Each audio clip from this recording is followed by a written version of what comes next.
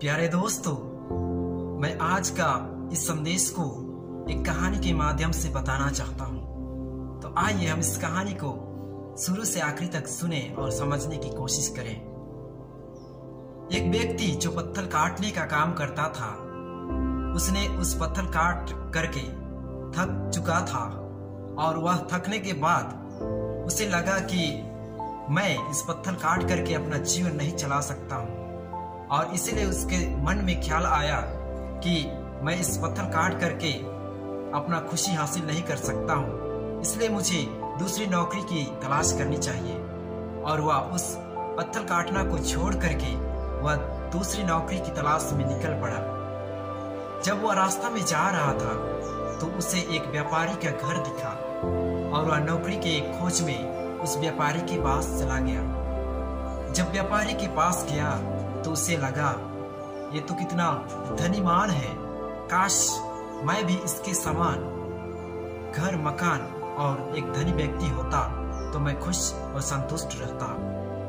जब उसने इस प्रकार की सोच रखी तो ईश्वर ने उसकी सोच को सुन लिया और उसे एक सुंदर सा अच्छा सा व्यापारी बना दिया। उसने जब व्यापारी बन करके अपना जीवन काटना शुरू किया तो बहुत दिनों के बाद उसने एक दिन देखा कि राजा का मंत्री व्यापारी के घर आकर के उसे मिल रहा है। जब उसने यह देखा कि राजा का मंत्री उसके घर आया है और व्यापारी उसके कदमों में गिर करके उसे प्रणाम कर रहा है, तो उसे लगा काश मैं भी मंत्री बन जाता। और जब उसने इस प्रकार की सोची तो ईश्वर ने दोबारा उसकी निवेदन को पूरा कर दिया और उसे एक मंत्री बना दिया। जब वह मंत्री बन गया तो मंत्री का काम है कि अपने राज्य के दौर में छानबीन करना, और अपने दौर में जब निकला था तो उसे धूप खानी पड़ी और वह गर्मी का सीजन था, सूरज धूप से चमचमा रही थी और वह धूप से आग बबूला हो रहा था। तभी उसे एहसास हुआ कि राजा या मंत्री बनना कुछ सहज नहीं है, लेकिन उससे भी बढ़कर सूरज शक्तिशाली है। काश मैं सूरज बन जाता। इस प्रकार की ख्वाहिश जब उसने तीसरी बार रखी तो ईश्वर ने पुनः उसे सूरज बना दिया। जब वह सूरज बन गया तो उसे लगा कि काश बादल बन जाता, इसलिए क्योंकि बादल सूरज को ढक सकता है और ढक देता है, तो इसलिए उसके दिमाग में ख्याल आया कि काश मैं बादल बन जाऊं।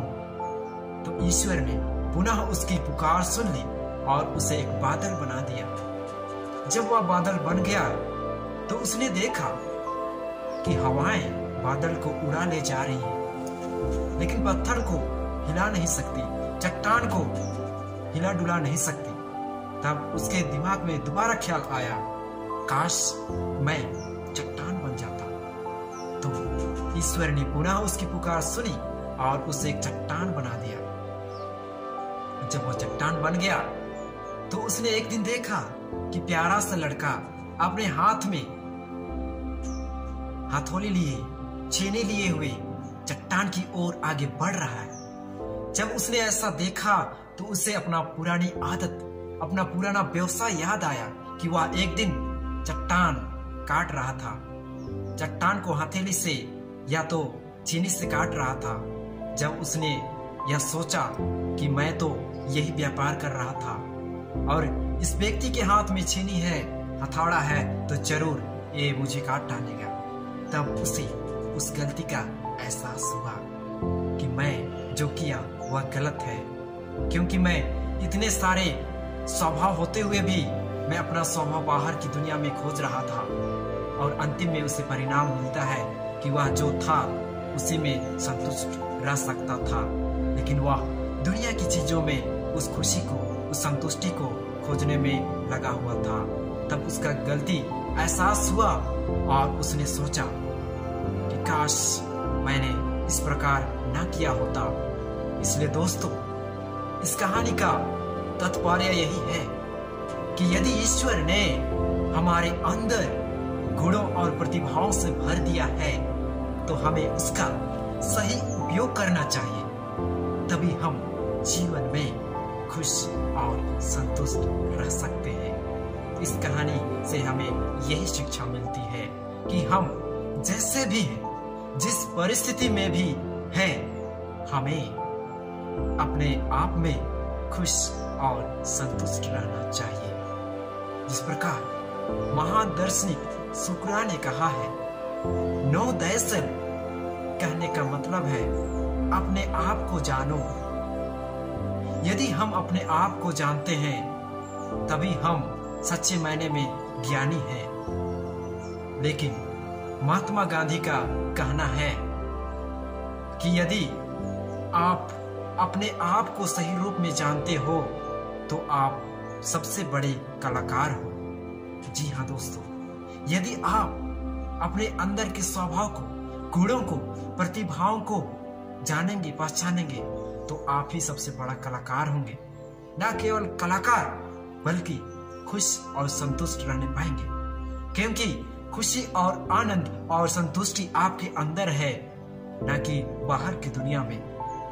यदि हम अपने हृदय में झांके तो हम जरूर अपने अंदर की खुशी और संतुष्टि को पा सकते हैं। लेकिन आजकल की दुनिया में हम वही खुशी और संतुष्टि को दुनिया की क्षणभंगुरता में खोजते हैं। जैसे वचन हमें सिखाता है, यूहन्ना का पहला पत्र अध्याय 2 पद संख्या 15, तुम ना तो संसार को और न संसार की वस्तुओं को प्यार करो। जो संसार को प्यार करता है उसमें पिता का प्रेम नहीं। दोस्तों, आपके सामने सवाल है कि क्या आप भी सांसारिकता में खुशी को, आनंद को खोजने में अपना समय व्यर्थ करते हैं, बर्बाद करते हैं? यदि आप ऐसा करते हैं तो आप कभी भी खुश और संतुष्ट नहीं रहेंगे, क्योंकि वचन हमें दिलासा देता है, वचन हमें आश्वासन देता है। जैसे मत्ती का सुसमाचार अध्याय 6 पद संख्या 33, तुम सबसे पहले ईश्वर की राज्य और उसकी धार्मिकता की खोज में लगे रहो और ये सब चीजें तुम्हें यूं ही मिल जाएगी। जी हाँ दोस्तों, यदि हम ईश्वर की राज्य और उसकी धार्मिकता की खोज में अपना समय व्यतीत करेंगे तो जरूर ईश्वर हमें आनंद और खुशी प्रदान करेगा, क्योंकि हमारा खजाना उसी के पास है, क्योंकि जीवन का स्रोत वही है। यदि हम उसे अपने जीवन का प्राथमिकता मानते हैं तो जरूर प्रभु यीशु हमारे अंदर के स्वभाव को, गुणों को, प्रतिभाओं को खोज निकालने में मदद करेगा और हम प्रभु यीशु में अपना आनंद और खुशी पा सकते हैं। जैसे हम पढ़ते हैं तिमोथी का पहला पत्र अध्याय 6 पद संख्या 9, धन का लालच सभी बुराइयों का जड़ है। जी हाँ दोस्तों, यदि हम धन के पीछे पड़ते हैं, पीछे भागते हैं, दौड़ते हैं तो हम दौड़ दौड़ कर थक जाएंगे, लेकिन कभी भी जीवन में खुश और संतुष्ट नहीं रहेंगे। आगे हम पढ़ते हैं इब्रानियों के पत्री अध्याय 13 पद संख्या 5, आप धन का लालच ना करें, जो आपके पास है उसी में संतुष्ट रहे। वचन हमें बारंबार कहता है कि अपने पास जो कुछ भी है उसी में संतुष्ट रहे, चाहे आपके जीवन में दुख तकलीफ भी क्यों ना हो, आपके जीवन में असफलताएं भी क्यों ना हो। आप अपने अंदर के प्रतिभाओं को टटोल कर निखारें तो आप अपने आप में खुशी और संतुष्टि का अनुभव करने पाएंगे। उसी प्रकार वचन हमें बताता है, सुलेमान के जीवन के माध्यम से हम सीख सकते हैं। राजा सुलेमान, उसके जीवन में कुछ भी घटी कमी नहीं थी। ईश्वर ने उसके जीवन में ज्ञान, विवेक, सद्बुद्धि एवं हर एक प्रकार की चीज वस्तुओं से भर दिया था। फिर भी उसके जीवन में देखते हैं कुछ भी चीज घटी नहीं होने के बावजूद भी उसने क्या किया, ईश्वर को त्याग दे करके उसने अन्य देवताओं की पूजा की। और वचन हमें बताता है, राजाओं का पहला ग्रंथ अध्याय 11 पद संख्या 3, उसके पास 700 राज परिवार की पत्नियां थी और 300 उपपत्नियां। इससे यही मालूम होता है कि राजा सुलेमान उस विवेक, उस बुद्धि और समझ शक्ति से संतुष्ट नहीं था, खुश नहीं था, और इसीलिए ने अपने पास 1000 पत्नियां रखा था।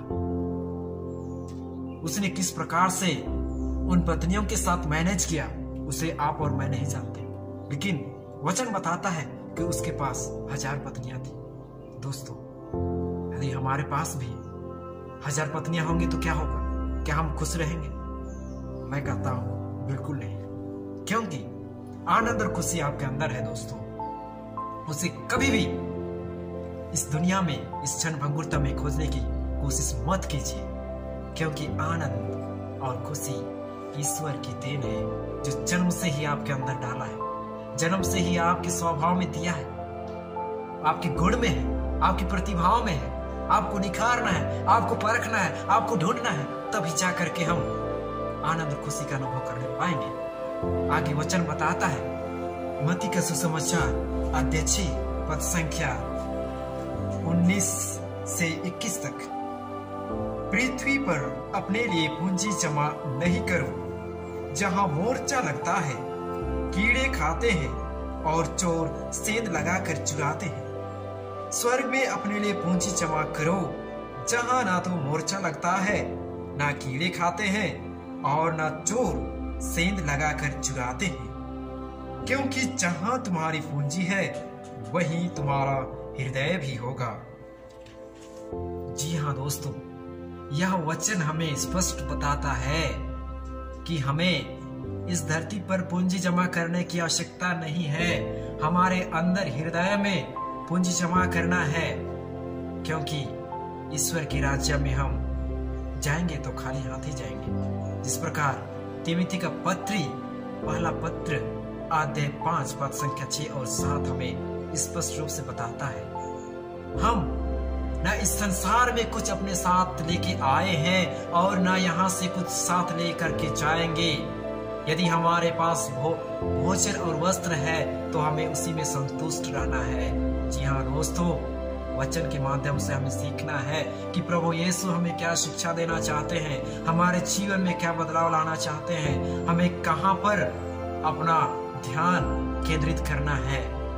यदि हम अपने आप को जानेंगे तो जरूर हम ईश्वर के मकसद को भी जानेंगे, ईश्वर का उद्देश्य को भी जानने में सक्षम होंगे। वचन हमें क्लियर और स्पष्ट रूप से बताता है कि हम इस धरती पर कुछ क्षणों के लिए, कुछ दिनों का मेहमान बनकर आए हैं। हम सब कुछ छोड़ करके, अपना शरीर तो मिट्टी में जाएगा ही जाएगा, अपना मान मर्यादा मिट्टी में जाएगा ही जाएगा, लेकिन ईश्वर के लिए क्या लेके जाएंगे? ईश्वर के पास क्या लेके जाएंगे? हम कहानी के माध्यम से सुन चुके हैं कि हम कभी भी संतुष्ट नहीं रह सकते हैं जब हम दुनियाई चीजों पर उलझे रहेंगे। तो उसी प्रकार मैं उदाहरण के स्वरूप में बताना चाहूंगा, इस लॉकडाउन के दौरान में हमारे विद्यार्थीगण, हमारे दोस्तगण ऑनलाइन की परीक्षा दे करके आसानी से पास हो गए और उनका परसेंटेज इतना हाईएस्ट था जितना मैं भी अपने जीवन में नहीं कमाया होगा। यदि जब मैंने अपने दोस्तों से पूछा, दोस्त आप तो मेरे से अधिक परसेंट लाए हो, क्या आप उस परसेंटेज से खुश हो, संतुष्ट हो? तो मेरे दोस्त ने कहा, जी नहीं यार, मैं अगर मेहनत किया होता, मैं यदि कठोर परिश्रम करके उस प्रतिशत को पाता तो मैं जरूर अपने हृदय में आनंद और खुशी का अनुभव करता, लेकिन मैं तो फोकट में पास हो गया हूँ, फोकट में प्रतिशत मिल गया है, तो मुझे आनंद और खुशी नहीं मिल रही। ठीक उसी प्रकार कई ऐसे विद्यार्थी हैं जिन्होंने कड़ी मेहनत करके, परिश्रम करके परीक्षा देना चाहा, लेकिन लॉकडाउन के दौरान वह परीक्षा में उस परीक्षा को लिखने में असमर्थ हुए और उनका मेहनत पानी में मिल गया, पानी में फिर गया। उन्हें चोट लगी और वे अधिक नंबर मिलने पर भी, अधिक परसेंटेज मिलने पर भी उस आनंद और खुशी को अनुभव करने में असमर्थ हुए। ऐसे क्यों? क्योंकि हम जो सोचते हैं वैसे नहीं होता है।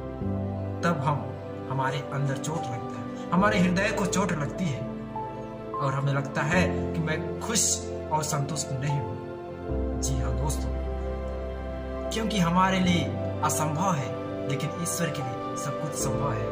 उसी प्रकार मैं उदाहरण देना चाहूंगा।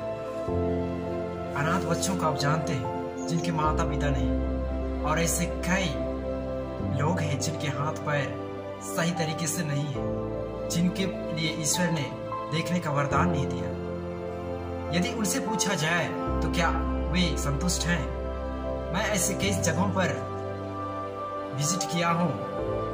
मैं उनसे विजिट करने के बाद मुझे यह मालूम हुआ कि उनके पास ना तो आंखें हैं, ना पैर है, ना कुछ और अच्छी तरह से शरीर को चलाने के लिए कुछ फंक्शन है, फिर भी अपने जीवन में वे खुश हैं, संतुष्ट हैं। लेकिन हमारे पास ईश्वर ने हर एक चीज को दिया है, हाथ पैर, आंख नाक कान, सब कुछ A to Z हमारे हाथ में, फिर भी हम खुश क्यों नहीं, संतुष्ट क्यों नहीं? हम अपना जीवन किसकी ओर अभिमुख कर रहे हैं? ईश्वर की ओर या संसार की ओर? आज अपने आप को झांकिए, जानिए, परखिए कि अपने अंदर कौन सा स्वभाव है, कौन सा बुरा स्वभाव है जो आपको आनंद और खुशी पाने में रुकावट या बाधा डाल रही है। अपने आप में ढूंढिए, तब आप सही मायने में उस आनंद और खुशी को पाने में सक्षम हो सकेंगे। इसीलिए मैं अंतिम में कहना चाहूंगा, जिस प्रकार वचन हमें सिखाता है, प्रभु यीशु का वचन हमें सिखलाता है, हमें उसका अनुसरण करके उसे सीखना है। हमें अपना सोच को बदलना चाहिए, ईश्वर को हमारे जीवन का प्रथम स्थान देना चाहिए, हमें दूसरों की मदद करनी चाहिए और हमें अपने विचारों पर नियंत्रण रखना चाहिए। जब हम नकारात्मक सोचते हैं तो हम नकारात्मक की ओर ही जाते हैं और हम बुराई का दास बन जाते हैं। यदि हम सकारात्मक सोचे तो जरूर हम आनंद और खुशी का अनुभव करने पाएंगे। इसलिए दोस्तों, आइए हम न केवल बुराई पर बल्कि अच्छाई पर ध्यान दें। अपने अंदर के स्वभाव को, गुण को, प्रतिभाओं को ईश्वर की महिमा के लिए उपयोग में लाए, ताकि ईश्वर हमारे अंदर का वह स्वभाव को, हमारे अंदर का खुशी और संतुष्टि को निखारने में मदद करेगा। तो आइए सर्वप्रथम हमें जानना होगा कि मुझ में ऐसी कौन सी घटी कमी है, मुझ में ऐसा कौन सा रास्ता है, कौन सा जीवन जी रहा हूँ जो मुझे आनंद और खुशी को पाने के लिए बाधक बना हुआ है। अपने आप को झांके देखें और हम ईश्वरीय प्रेम में आगे बढ़ते हुए उसका दिया हुआ हर एक वरदान को, प्रतिभाओं को अपने जीवन में लागू करते हुए उसकी महिमा के लिए कार्य करें। आइए हम अपने जीवन में खुशी और संतुष्टि का अनुभव करने पाए। पिता ईश्वर आप सभी को बहुतायत रूप से आशीष और कृपा प्रदान करे, ताकि आप सभी अपने अंदर के स्वभाव को, प्रतिभाओं को परख सके और आप हंसी खुशी ईश्वर की योजनाओं में हाथ बटा करके अपना जीवन व्यतीत कर सके।